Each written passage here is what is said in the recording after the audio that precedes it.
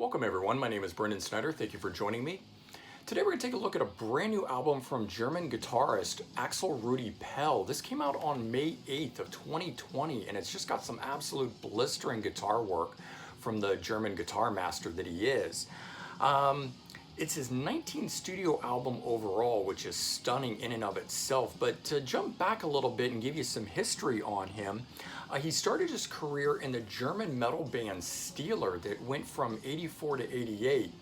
Now this is not to be confused with the American band Steeler that had Ron Keel and Yngwie Malmsteen in it. This was a separate band from Germany. He left the band in 1988 to pursue a solo career, and some of his early vocalists at that point, he had Charlie Hunn, who had sung with Ted Nugent, Humble Pie, Foghat. He later had Rob Rock from Impellitteri, another amazing guitarist, Jeff Scott Soto from the Yngwie Malmsteen Rising Force band. So he had some pretty amazing pedigree of singers in the lineup early on. And then in 1998, he got Johnny Gioeli of Hardline as his new vocalist. And if you don't remember this release here, this came out in 1992. The album Double Eclipse, and Neil Schon of Journey was the lead guitar player for it. So if you're not familiar with it, do check that out. But that's where Johnny Gioeli comes from. He's actually the longest serving member in the band next to Axel. He's been there 22 years.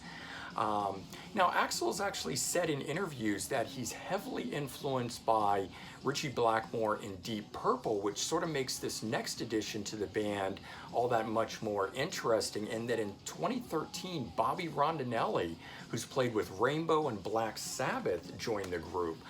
He actually played on the Cross Purposes album for Black Sabbath, which is a great one in my opinion of the later day albums that have Tony Martin on them.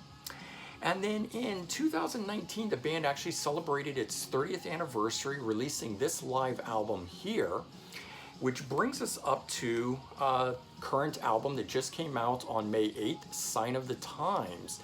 This has 10 tracks on it, and you know, it's classic Axel Rudi Pell sounding as it's gonna be.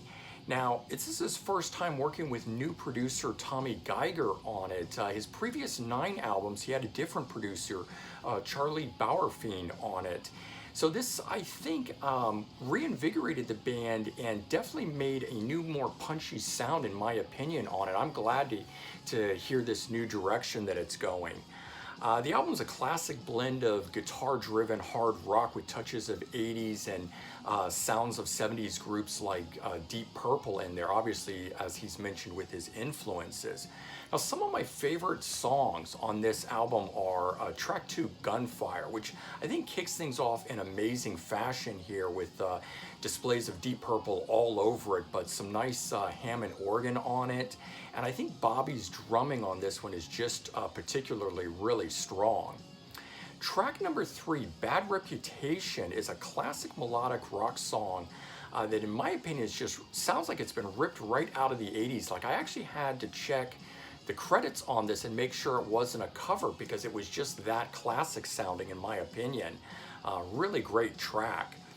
Track 4, Sign of the Times, which is the title track and also the longest song on this album. It's 7 minutes and 10 seconds, but it's totally worth it. It's just got huge crunching riffs, a big wall of sound, and a lot of melody on this tune.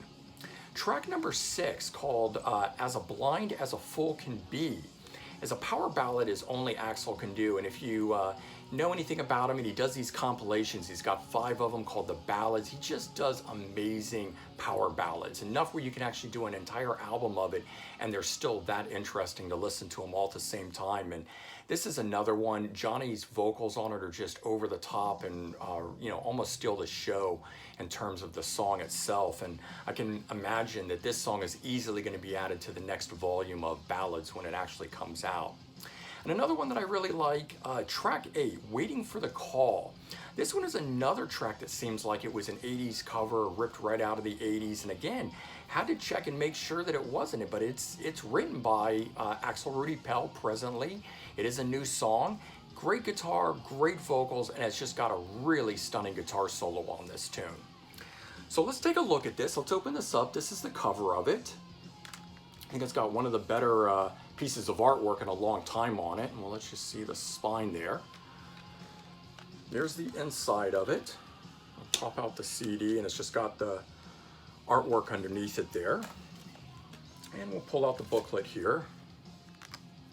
And typical to this, it's got the track listing credits and things like that in it with lyrics. A really great shot of all the guys there. Axel right there, Johnny Gioeli in the middle. All right. And continuing on with that in the back side of it.